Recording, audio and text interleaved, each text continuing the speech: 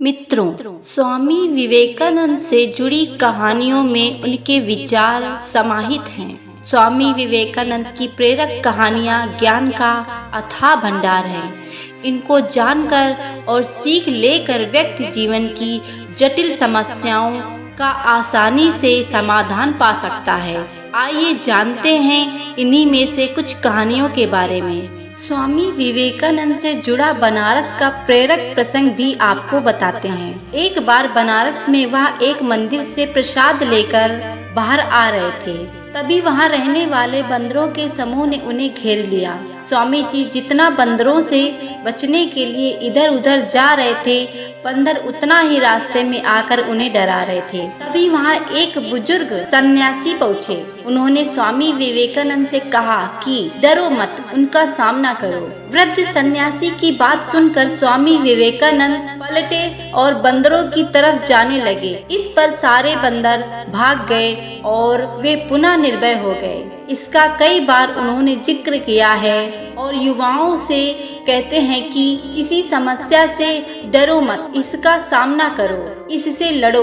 तो मित्रों, इस कहानी से हमें ये सीख मिलती है कि हमारे जीवन में कोई भी समस्या आए तो उससे डरना नहीं चाहिए, उसका सामना करना चाहिए, उससे लड़ना चाहिए। दूसरी कहानी स्वामी विवेकानंद से जुड़े एक प्रेरक प्रसंग के अनुसार विदेश यात्रा के दौरान एक महिला ने उनसे कहा कि मैं आपसे विवाह करना चाहती हूँ, आपके जैसा गौरवशाली, सुशील और तेज युक्त पुत्र पाना चाहती हूँ। इस पर विवेकानंद ने कहा कि मैं सन्यासी हूँ और विवाह नहीं कर सकता, लेकिन आप मुझे ही पुत्र मान लीजिए तो आपकी इच्छा भी पूरी हो जाएगी और मुझे माँ का आशीर्वाद भी मिल जाएगा। इस उत्तर को सुनते ही वह महिला उनके चरणों में गिर गई और माफी मांगने लगी। इस कहानी से हमें ये सीख मिलती है दोस्तों कि नारी जाति का सम्मान करना चाहिए। स्वामी विवेकानंद जी ने उस महिला का इस प्रकार उत्तर दिया कि उसका अपमान भी नहीं हुआ